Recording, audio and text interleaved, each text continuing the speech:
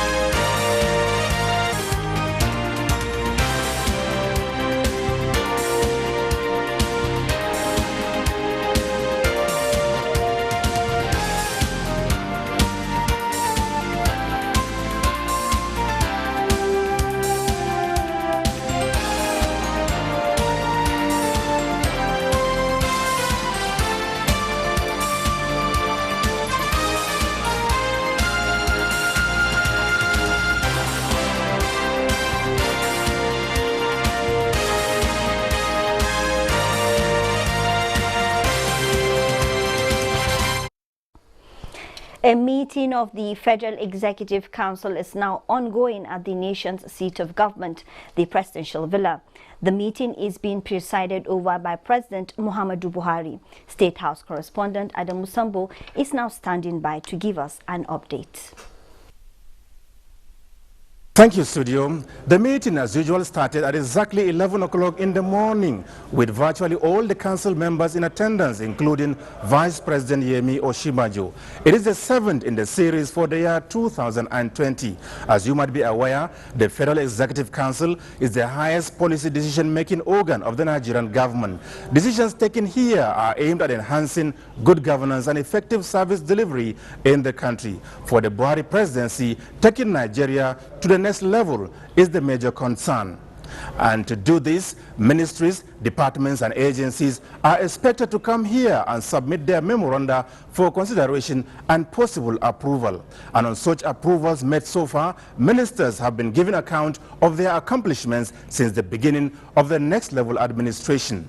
Those yet to do so are expected to be engaged today and in subsequent meetings on their actions or inactions regarding the implementation of their mandate areas. More than 10 ministers have so far taken the hot seat, with the last being the Minister of Health as well as that of Mines and Steel Development.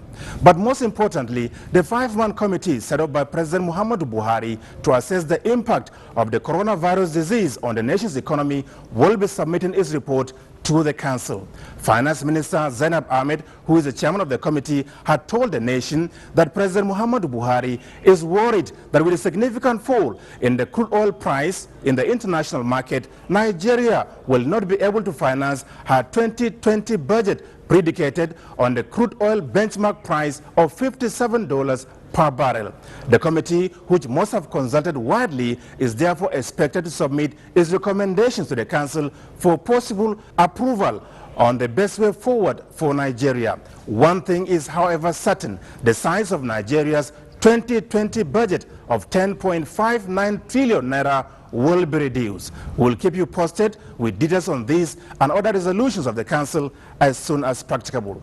Back to you in the studio. Thank you, Adamu. Global oil prices crashed in what is now famous as Black Monday. It's stimulating conversation how Nigeria can do without oil. Oyingie Fineface reports that economic players at the Second Central Bank of Nigeria Consultative Roundtable insist that plummeting oil prices consequent upon COVID-19 is a push for Nigeria to adopt multiple sources of revenue to achieve economic activity. This reliance on imports contributed significantly to the challenges we face today in not only agriculture, manufacturing, and other sectors. But more importantly, it resulted in the loss of jobs, opportunities for our country, for our people. Our craze for imports of everything and anything supported factories, farms, and creation of jobs in other countries, while we lost the jobs. These are very, very strong headwinds, and these headwinds reinforce the wake-up call for us as a country to look towards a life without oil. And the time to do that is now. But for all of us in this room, we have a responsibility to make sure that we don't spread panic, that we don't allow speculation, because that is what triggers a spiral. And as crude oil prices crashed after Saudi Arabia launched a price war against Russia, the Minister of State for Petroleum, Timipre Silva, says the Organization of the Petroleum Exporting Countries, OPEC, and non-OPEC countries may have to meet over the production cut as rivalry for market shares weighs on Nigeria's 2020 budget. Silva said there could be changes in the mode of operation due to the drop in Brent crude after Saudi Arabia and Russia began to vie for market shares. And still talking oil, prices have continued to trade in the negative, sending shivers to oil exporting economies as investors seek safe haven in precious metals.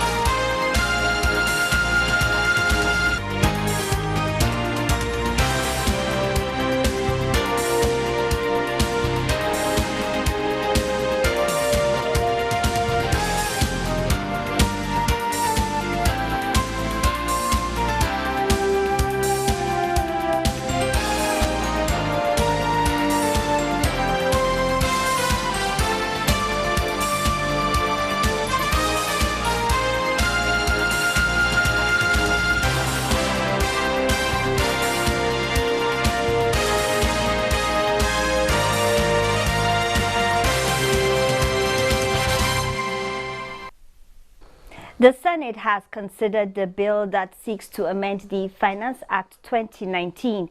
The bill, which has been passed through second reading, is primarily to make clarifications on some provisions of the finance law, that the administrative effective date for the increase in value-added tax from 5% to 7% is the 1st of February 2020, and that animal feeds are also included in the list of basic food items that are exempted from VAT. The bill also seeks to state clearly that the tax holiday incentives for agriculture is to be administered by the Nigerian Investment Promotion Council.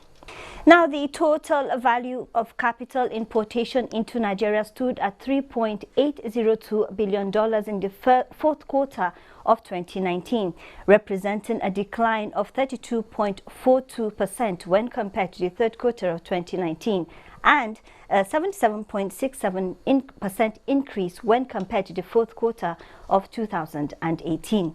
The total value of capital importation in 2019 stood at $23.990 billion compared to $16.812 billion in 2018. This represents a growth of 42.69% between the two periods. The largest amount of capital importation by type was received through the foreign portfolio investment, followed by other investment and foreign direct investment by sectors. Shares dominated with the highest amount of capital importation in fourth quarter 2019. The United Kingdom emerged as the country of origin with the highest amount of capital imported, while Lagos is the destination with the highest amount of capital importation. The chairman of the Federal Inland Revenue Service, Mohammed Nami, has been speaking on the economic trends and the need to prioritize revenue generation and spending. One of such concerns is the non-adherence to the provisions of the cost of collection by revenue-generating agencies. For some of you that have ministry, department, and agencies under you, you cannot be generating this money, spend it, and remit operating surplus going forward. The ideal thing to do is for you to generate, remit, submit your budget to either federal government or to your state government, and budget provisions are made by you, deliberated upon by the federal or state house or assemblies, and the amount due to each ministry, department, and agencies are released to them as against the current practice, where operating surpluses are calculated based on the template, dictation, and the plans by management of such ministry, department, and agencies. Dr. Chido Onoma is the coordinator, Africa Center for Media and Information Literacy. He joins us to look at entrenching whistleblowing in regulation and revenue-generating agencies in Nigeria. It's good to have you on Business Express today. Thank you very much for having me. All right. The federal government, through the Minister of Finance, says it has recouped 605 billion naira through the whistleblower. What are your thoughts on the policy, and could it be better? Yeah, thank you again for having me. I think the whistleblowing policy is one of the most creative policies we have adopted in recent times in the fight against corruption. Just as you mentioned, if you look at the just from the total amount of money that's been recovered in the last 2 years, and we're only talking about money here, we're not talking about assets and other forms of recovery. So to answer your question directly, I think it's a welcome development. It's a policy that's long overdue. The issues at stake will be, how do we make it better? How do we ensure it's sustained? How do we ensure that people have confidence? Because we run this program that has been on for about 3 years now, and we hold town hall meetings across the country, and people are saying the way and manner which we started, the buzz that it started with 3 years ago, it seems to have gone down. But it's a good policy, and it's also one that the government needs to pay more attention to support the structures and the individuals and the agencies that are working to make it effective. Now, talking about the agencies and institutions that make this policy effective, you heard from that track up from the chairman of FIRS that revenue generating agencies are spending. What do you think of that? Well, just last week, in collaboration with the Presidential Advisory Committee Against Corruption, we held a workshop for revenue generating agencies to see how we can institutionalize whistleblowing in those agencies. And if you look at what's happening in the global oil market and the crisis that seems to have hit hit us now, it calls for urgent attention to internal revenue generation. Talking about urgent attention, do you think a law needs to be made to make it more viable? Of course, that's important, and that's really like the most important thing. Because of course, people are saying that if the government that introduced the policy leaves tomorrow, a new government can come and jettison it and throw it away. But if you have a law, it means you can sustain it. But beyond even the issue of sustainability is the question of protection for whistleblowers. It's only when you have a law that you can ensure that whistleblowers are well protected. That even brings me to my next question. There has been talk that the reward that comes with whistleblowing is not received because people are afraid that they are not protected, and so they are not coming forward to claim. Any step taken to improve the situation? I think there are a number of things that need to be cleared before people can get. I think there is also serious lack of information. So people the policy says people are paid anywhere between 2 to 5% of the amount. The more money you recover, the lower the percentage. These are things that the public needs to know. And again, it's not just when you blow the whistle. If you blow the whistle and it doesn't lead to recovery, then there's nothing for you to get from it. But I really need to talk quickly about the issue of protection. Exactly. I think it's at the heart of the whistleblowing. If this policy is going to survive, going forward, if we make a law for it to be effective, we have to address the issue of whistleblowing. Just today, we are happy to announce the case we've been following for the past 2 years at the Nigerian Bulk Electricity PLC. The industrial court just ruled in favor of the whistleblower, asking the management of the organization to pay him a backlog of more than 2 years salary. It's not everybody who is as dogged as Mr. Sambo Abdullahi, who would stay the course, considering the emotional, psychological problems he's gone through, his family. He's been out of work, even though he goes to work every day for the past 2 years. He's not received any allowance, he's not received any salary. So whistleblowers need to feel protected. It has to be shown and seen that whistleblowers will be protected under this policy. That's the only basis for anybody to, stake their life, their time, and maybe family. Okay, now still on the subject matter of the whistleblower, we are now talking about accounting officers and institutions. Yes. Do you think that they are accountable to the people and the resources at their disposal? If we look at current trend, I would say no. Look at what, just today in the papers we read the case of the Federal Mortgage Bank.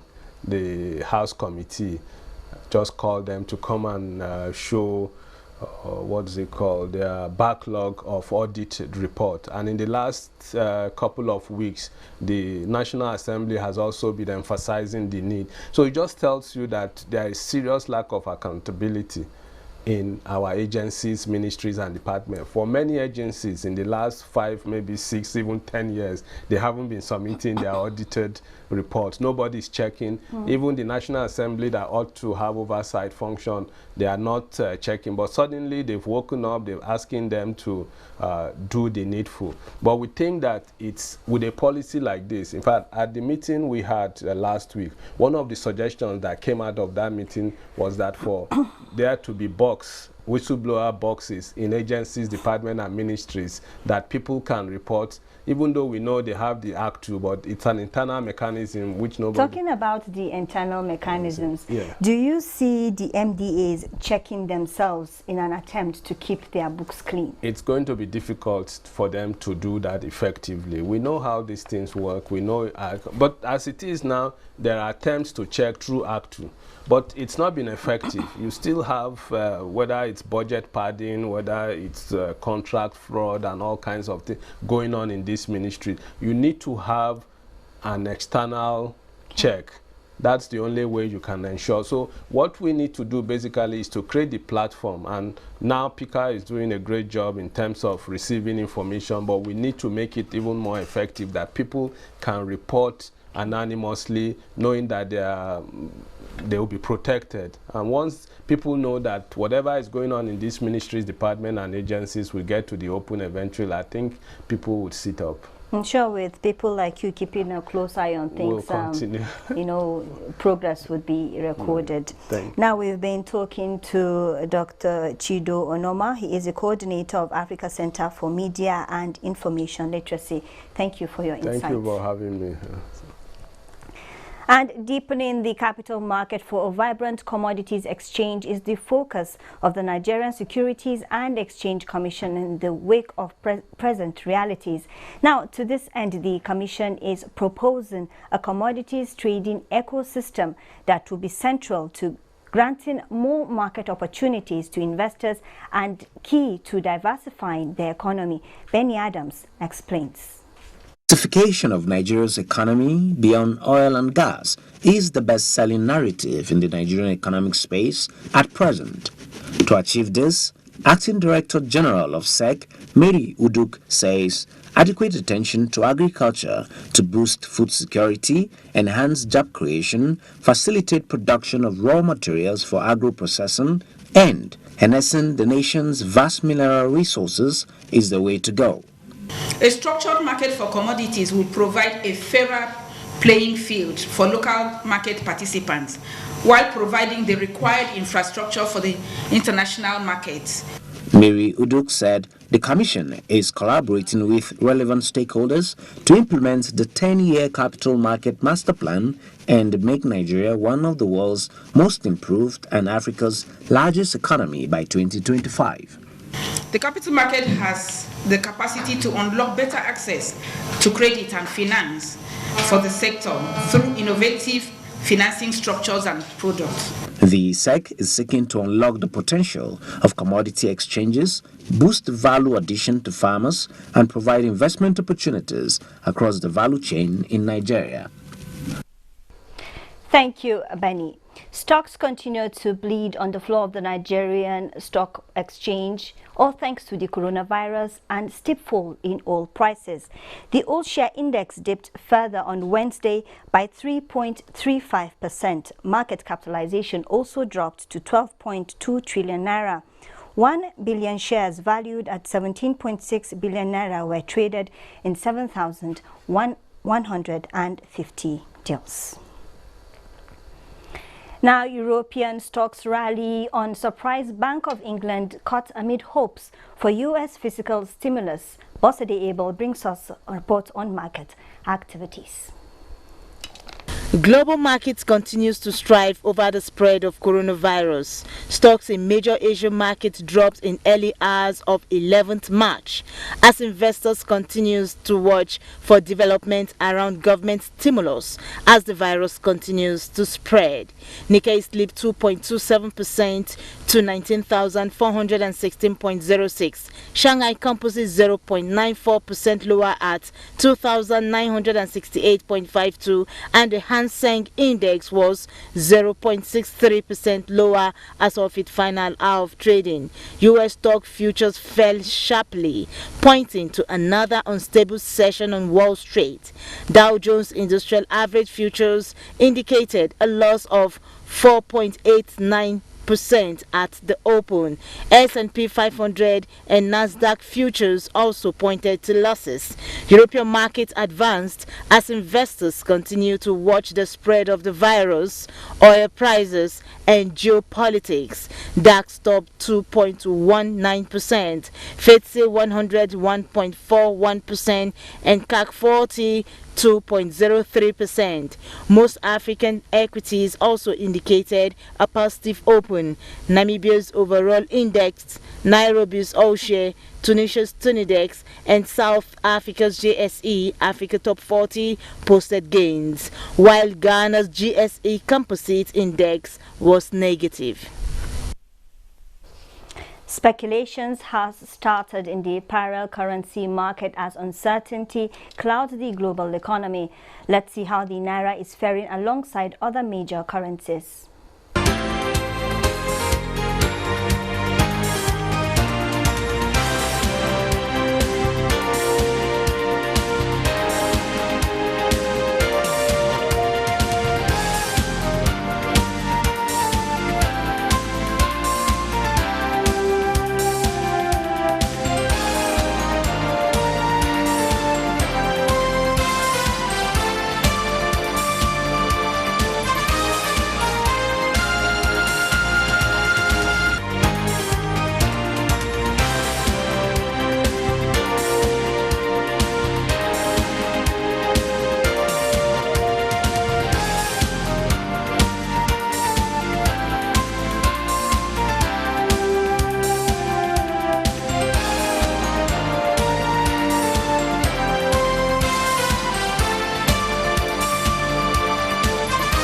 This is the point where we end this edition of Business Express. We value your feedback, so keep the comments and observations plus suggestions coming.